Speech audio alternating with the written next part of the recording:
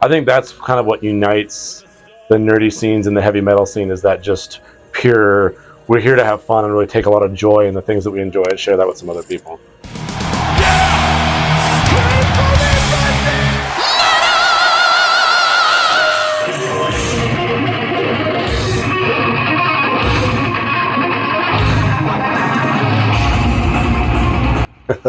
That's a hard thing to narrow down. Is in the end, the crowd, because you know the merch sales are great, but we do this for the experience, and we do this to play music, and people enjoying our music is the main goal of this band. I mean, that's when you're doing it, and it really counts when you're out there and the crowd's there and you're, you know, interacting with the people, and it's a collaborative thing, right? Like a show is the band and the crowd working together.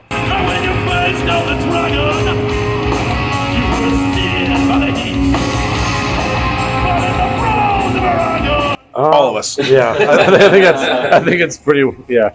We all come from different musical backgrounds. Everybody kind of likes their different things. I mean, you know, but that 80s classic sound is what unites us. Bands like Saxon, you know, the Tigers of Pantang, Judas Priest, Maiden, Dio, Manowar.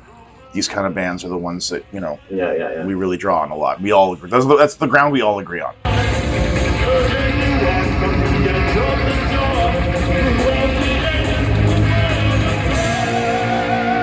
Absolutely. I'd say that when we started this band, that was just kind of on our list of goals, was to make a band that puts on a show. Right. And so the guitar solos, the theatrical elements, all of that was in there from day one for us, because that was an important part of it.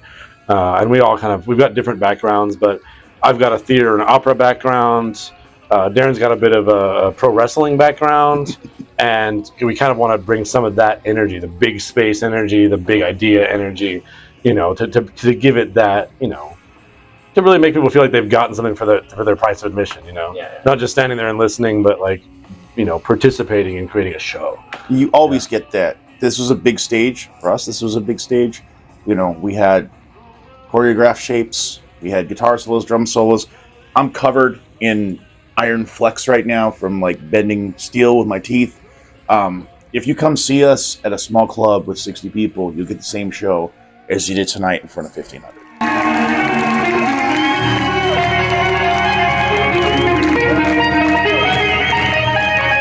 Yeah, it feels like it.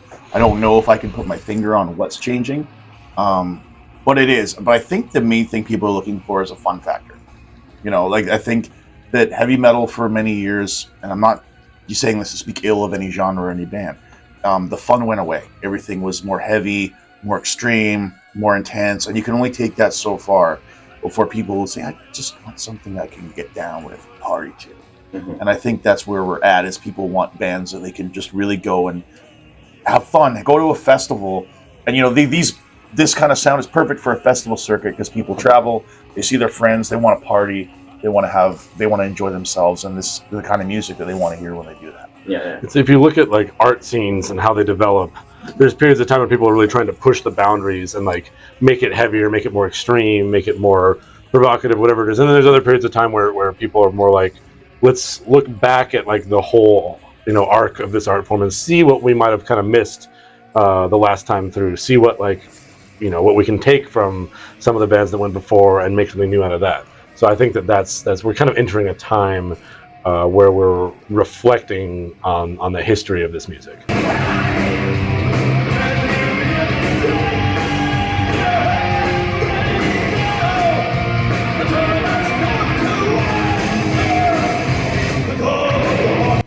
Well, I mean, Rob happened to be kind of, he hung around us prior to his joining the band, because he played guitar in a band called Skeletor that I'm sure some people will know, and that we played with often. And so I think he knew what he was getting into, because he came to see enough shows to see not just, you know, the big ones, the good ones, to see the ones where we were like trying stuff out, you know. We played a barbecue restaurant in December outside and froze our ass. Oh, you came to that, Rob? Yeah. The one with like the cutout of James T. Kirk behind us, and like all the cowboy decor. Yeah. It ain't all green rooms and, you know, sold out. They don't met with power. There's a lot of barbecue restaurants in December.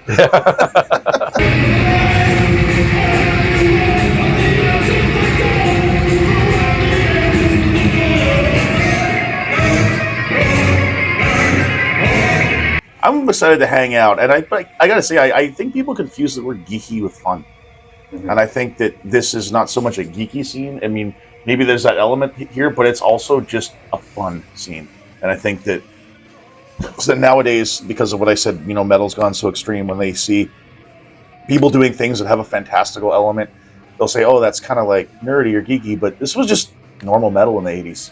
So, you know, I see a lot of people, who are kind of into geeky things, but the thing that unites all of them is just like in not being afraid to enjoy the things you're enjoying. You know, whether that's Star Trek and board games, video games, heavy metal, Dungeons and Dragons, or whether that's, fucking ping pong and brewing beer, motorcycles, whatever it is you're into, just like embrace it, be into it, take joy in it. Don't be afraid to share that joy with other people. Like, I think that's kind of what unites the nerdy scenes and the heavy metal scene, is that just pure, we're here to have fun and really take a lot of joy in the things that we enjoy and share that with some other people.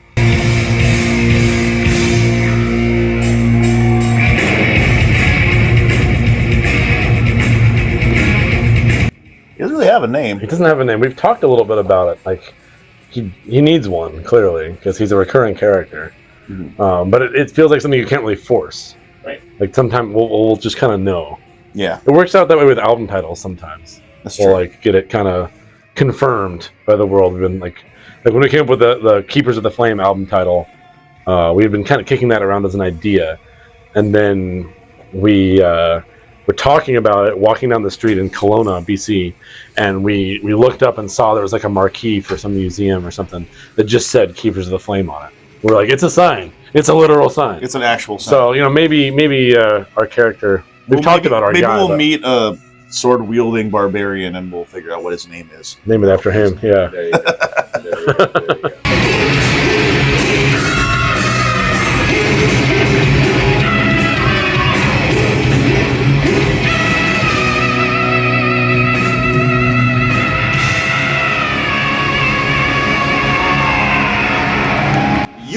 For watching this video. Click right here to see more content like it and subscribe to the channel.